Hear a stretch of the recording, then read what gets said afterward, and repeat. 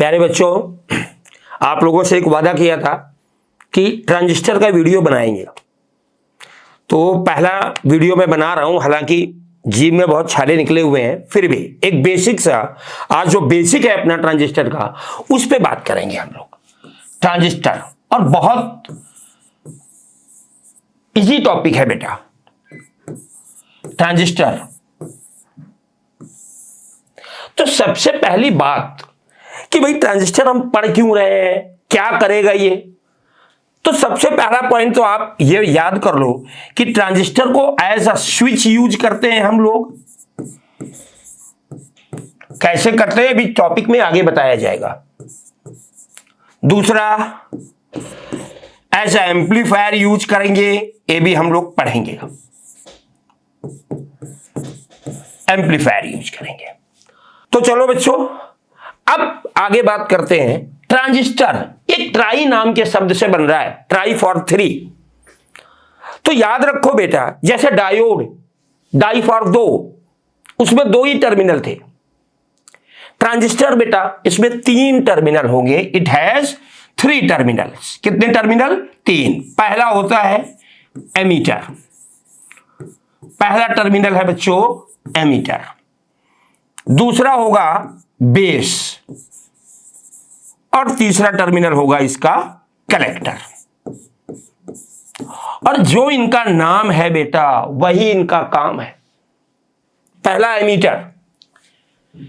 तो अगर हम लोग एमीटर की बात करें, एमीटर की अगर हम लोग बात करें तो एमीटर के बारे में कई सारी जानकारियां आप लोग देख लो। एक तो इसका काम है अपने अंदर से चार्ज कैरियर को एमिट करना। It just emitted the charge career from itself. क्या काम है? अपने अंदर से चार्ज कैरियर को एमिट करना, निकालना। It just emitted the charge career from itself. अब इसको अपने अंदर से चार्ज कैरियर निकालना है। और हम लोग मालूम है कि सेमीकंडक्टर में दो ही चार्ज कैरियर है, या तो होल या इलेक्ट्रॉन। तो इसका मतलब है कि इसको अगर चार्ज कैरियर अपने अंदर से निकालना है तो बेटा इट इज हाईली डोप्ड। ये पॉइंट आपके लिए जरूरी है। It is highly doped. इसमें डोपिंग जो है ना सबसे ज्यादा होगी। It is highly doped. इसमें सबसे ज्यादा डोपिंग होगी, सबसे ज्यादा इंप्योरिटी मिलाई गई होगी। क्यों? जितनी ज्यादा डोपिंग होगी उतने ज्यादा चार्ज कैरियर होंगे, और इसका काम है अपने अंदर से चार्ज कैरियर को एमिट करना। और बेटा इसका जो थिकनेस है वो मॉडरेट थिकनेस होगी। It is highly doped and it has moderate thickness. और ये ट्रांजिस्टर के एक साइड में होगा, एक तरफ होगा। दूसरा टर्मिनल हमने बताया बेस। बेटा बेस का काम है अपने अंदर से जो एमीटर ने चार्ज कैरियर एमिट किए हैं उनको अपने अंदर से पास करना।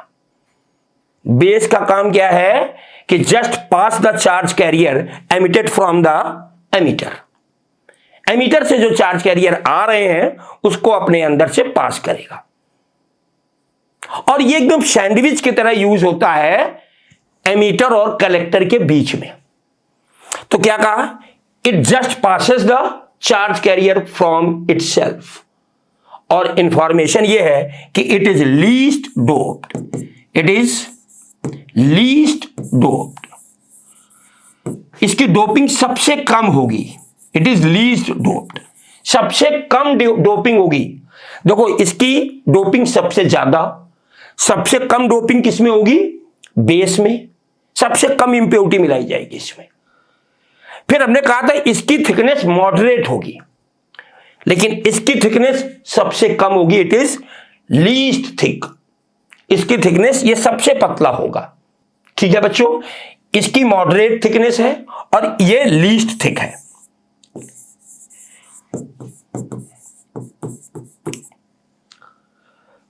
तीसरा टर्मिनल आ रहा है बेटा कलेक्टर। अब बेटा कलेक्टर का काम क्या है कि एमीटर ने जो अपने अंदर से चार्ज कैरियर निकाले वो चार्ज कैरियर बेस से होते हुए और कहां आ गए, कलेक्टर के पास। तो कलेक्टर का काम है उन चार्ज कैरियर को कलेक्ट करना। कलेक्टर का काम है उन चार्ज कैरियर को कलेक्ट करना, और सबसे ज्यादा थिकनेस बेटा कलेक्टर की होगी, और इसकी डोपिंग बेस से ज्यादा होगी। कलेक्टर का काम क्या है, it just collect the charge career, collect the charge career.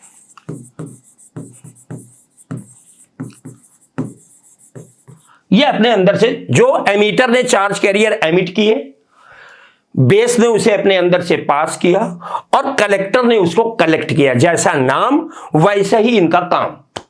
हाँ, क्वेश्चन क्या बनेगा कि सबसे ज्यादा डोपिंग किसमें होगी, तो बेटा डोपिंग का ऑर्डर क्या होगा भाई, डोपिंग का ऑर्डर अगर देखें तो सबसे ज्यादा डोप होगा एमीटर, एमीटर की डोपिंग सबसे ज्यादा, फिर कलेक्टर की डोपिंग, ऑर्डर ऑफ डोपिंग लिख रहे हैं हम लोग, कलेक्टर, और सबसे कम बेस। सबसे ज्यादा doped emitter, then collector, then base. और अगर हम लोग थिकनेस का ऑर्डर लिखेंगे, थिकनेस का,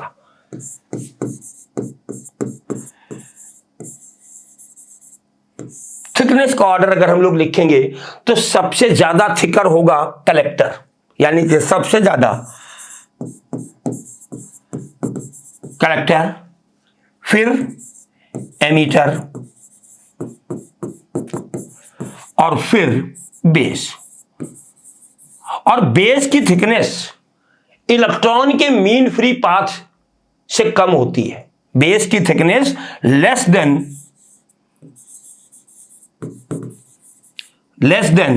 mean free path of electron, mean free path of electron, यानी कि इलेक्ट्रॉन का जो मीन फ्री पाथ है उससे भी कम होगी। अच्छा चलो, अब देखो बेटा बातें हो गई। ट्रांजिस्टर को कैसे यूज करेंगे, तो स्विच की तरह और एम्पलीफायर की तरह 3 टर्मिनल होंगे, एमीटर, बेस और कलेक्टर। एमीटर का काम है अपने अंदर से चार्ज कैरियर एमिट करना, कलेक्टर का काम है उसे कलेक्ट करना, और बेस का काम है उसे अपने अंदर से पास करना। सबसे ज्यादा डोपिंग एमीटर की, फिर कलेक्टर की, और सबसे कम बेस की। सबसे ज्यादा थिकनेस कलेक्टर की, फिर एमीटर की, और फिर बेस की। अब बेटा ये ट्रांजिस्टर भी 2 तरीके का है, ट्रांजिस्टर भी 2 तरीके का है। पहला है PNP, type of transistor, PNP।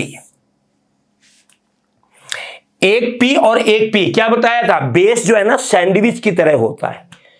Base कैसा होता है, सैंडविच की तरह। तो यानी कि एक P ऐसे बनेगा, एक P ये बेटा P, ये बेटा N, और ये बेटा P। देखो ये बेस है, सबसे कम थिकनेस है, सबसे ज्यादा कलेक्टर की है, और सब उसके बाद एमीटर की है। ये 3 टर्मिनल हैं इसमें। इस टर्मिनल को आपने कहा है एमीटर, बेटा इसको कहा है आपने बेस, और इसको कहा है आपने कलेक्टर। अब इसका सिंबॉलिक डायग्राम क्या होगा, सिंबॉलिक डायग्राम बेटा ट्रांजिस्टर का ये है।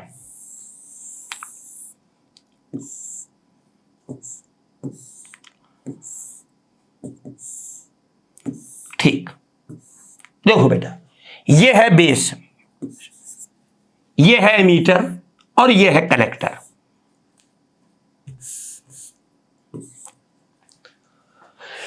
बेस बी लिख दिया इसे मैंने, ये है बेस, बीच वाला टर्मिनल कलेक्टर, एमीटर और कलेक्टर। ट्रांजिस्टर आपका कौन सा है, PNP, यानी कि ये P, ये N और ये P। अब बेटा एक चीज और, एनपीएन का भी कुछ ऐसा ही बना होगा, लेकिन दोनों में एक बहुत बारीक अंतर है।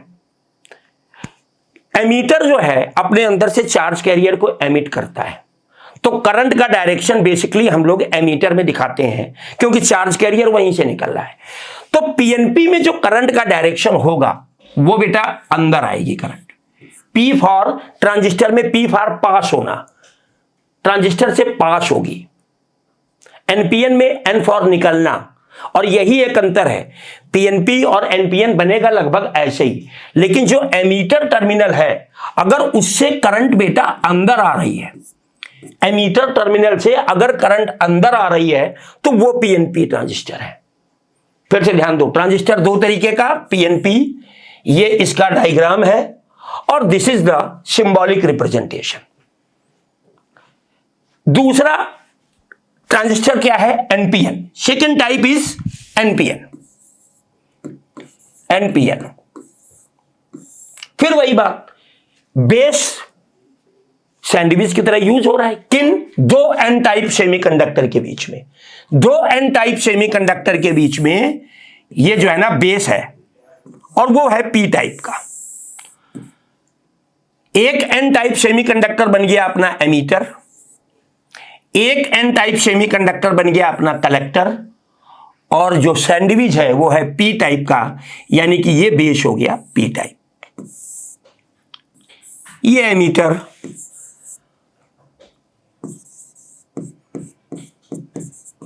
ये बेस, और बच्चा ये कलेक्टर।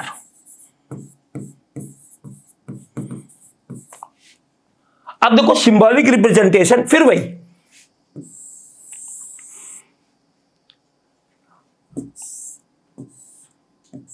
बिल्कुल सेम बना दिया हमने। ट्रांजिस्टर आपने यूज किया है एनपीएन, यानी कि this one is the NPN.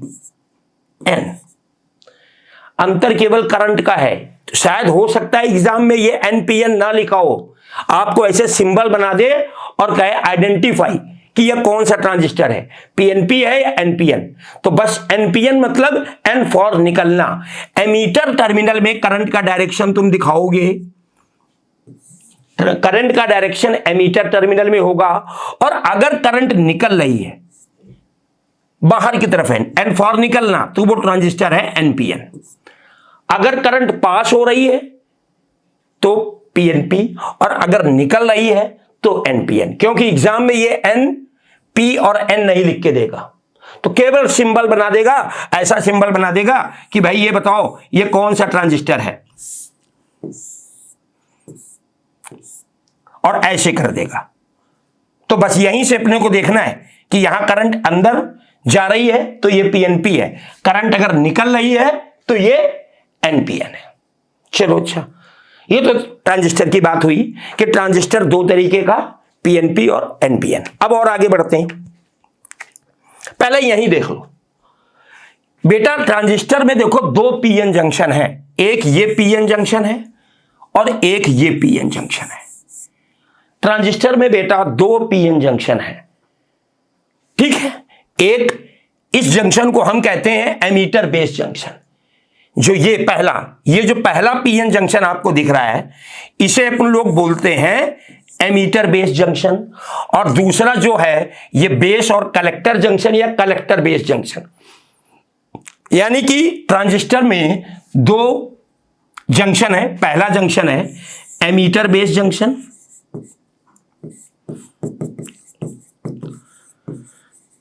Ammeter base junction,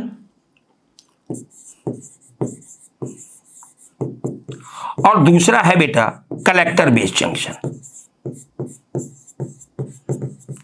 collector base junction याद रखेंगे, ट्रांजिस्टर के बारे में ध्यान रखेंगे कि इसमें दो पीएन जंक्शन है, पहला PN junction emitter base junction बोलेंगे और दूसरा PN junction collector base junction बोलेंगे। अब बात करते हैं, थोड़ी सी आज बात कर लेते हैं वर्किंग की। ये तो ट्रांजिस्टर की बेसिक जानकारी थी कि ट्रांजिस्टर क्या है, कैसे कैसे टर्मिनल है और उन टर्मिनल्स का क्या काम है, और ट्रांजिस्टर कितने प्रकार का है। अब बात करते हैं बच्चा working of transistor. Working of transistor.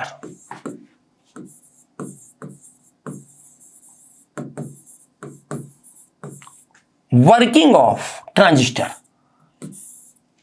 कोई भी एक ट्रांजिस्टर देखो, जैसे आपने बनाया अभी पीएनपी बनाया था,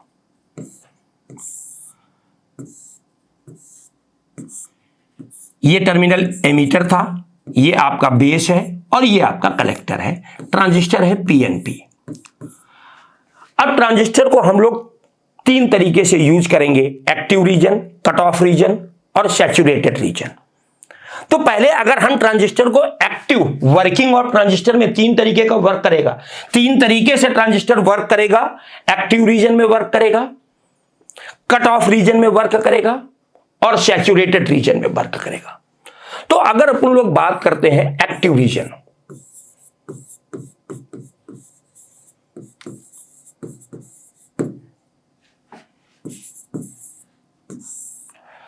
एक्टिव रीजन में जब वर्क कराना है, ट्रांजिस्टर काम करे, बेटा दो तीन बातें बस, ये दो पॉइंट लिखना है अपने को कि एक्टिव रीजन में एमीटर बेस जंक्शन हमेशा फॉरवर्ड बायस होगा। एमीटर बेस, ये वाला जो जंक्शन है ना, पीएन जंक्शन, ये वाला, it is always forward bias. क्या हमने बताया? एक्टिव रीजन में पॉइंट ए लिखोगे कि emitter base junction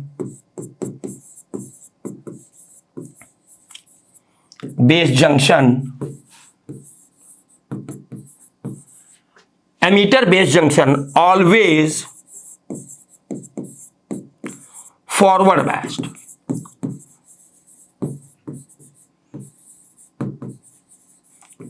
forward biased.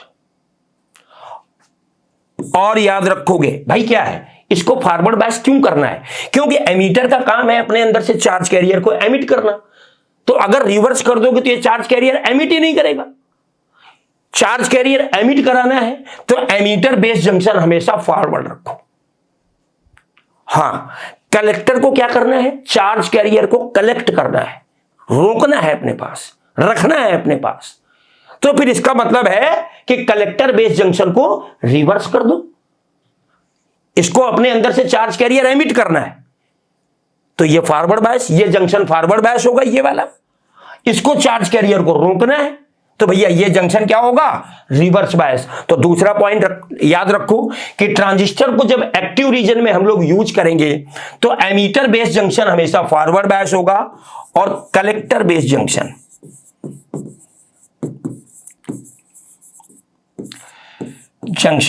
Reverse bias होगा। Collector base junction is always reverse biased.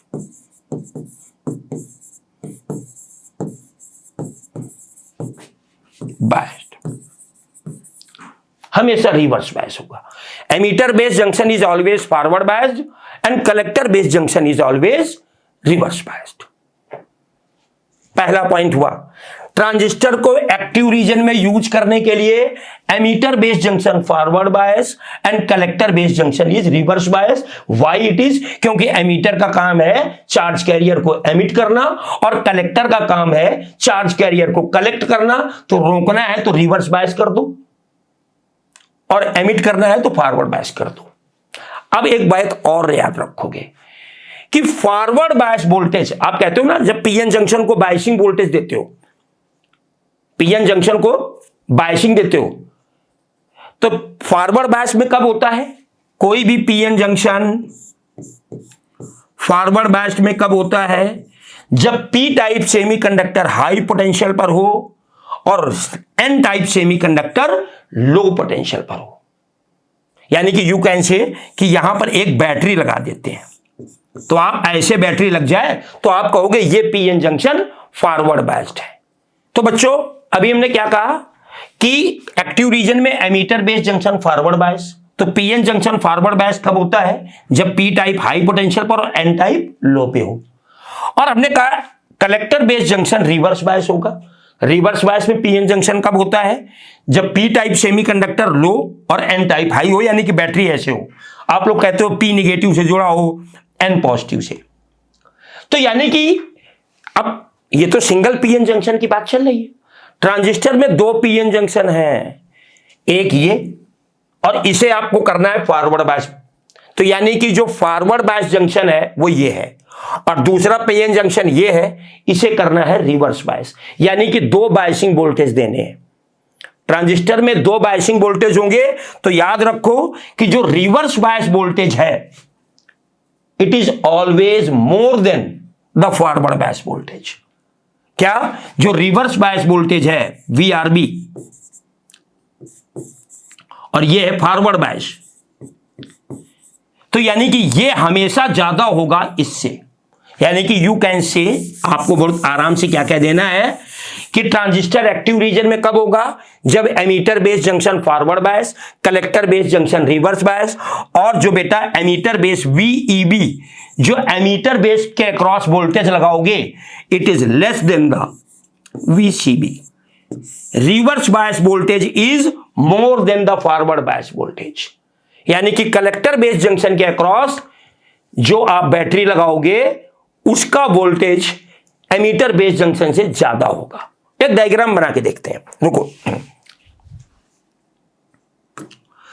जैसे अपन लोग PNP ट्रांजिस्टर बनाते हैं, तो हमने क्या बताया? PNP ट्रांजिस्टर हम बना रहे हैं। आप ऐसे ही बना लो, सिंबॉलिक हम लोग अगले लेक्चर में देख लेंगे। आपने ये PNP बनाया, ये एमीटर है, ये बेस है, और ये कलेक्टर है। अब हमने लिखा था कि एक्टिव रीजन में emitter base junction forward bias, ये है emitter base junction forward bias. कब होगा? जब P टाइप को आप हाई पोटेंशियल पे, यानी कि P को पॉजिटिव से और N को निगेटिव से जोड़ोगे। ये PN जंक्शन आपका एमीटर बेस जंक्शन फॉरवर्ड हो गया। और एक्टिव रीजन में कलेक्टर बेस जंक्शन क्या होना चाहिए? रिवर्स। यानी कि इसे अगर रिवर्स बायस करना है तो क्या करना पड़ेगा? अपने को P टाइप को लो पोटेंशियल पर और N टाइप को हाई पोटेंशियल पे। ये रिवर्स बायस हो गया। ये एमीटर बेस जंक्शन के अक्रॉस वोल्टेज है, तो ये था बेटा VEB। ये कलेक्टर बेस के अक्रॉस वोल्टेज है, तो इसे हम कहते हैं VCB। और हमने क्या बताया था अभी कि VCB की वैल्यू VEB से ज्यादा होनी चाहिए। अगर आप NPN ट्रांजिस्टर यूज कर रहे होते तो ऐसा होता।